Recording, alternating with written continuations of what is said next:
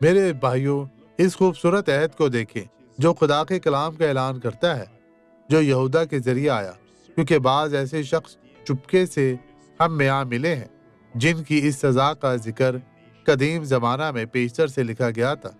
یہ بھی دین ہے اور ہمارے خدا کے فضل کو شہود پرستی سے بدل ڈالتے ہیں اور ہمارے واحد مالک اور خداوند یسوع مسیح کا انکار کرتے ہیں۔ اور وہ شخص جو بے دین ہو جاتا ہے اسے بدی مذمت سے گزرنا پڑتا ہے اور اسے ابدی مذمت سے گزرنا پڑے گا۔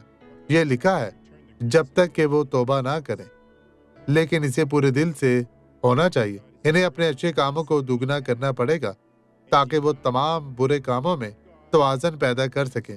یہ وہ سنجیدہ ہے۔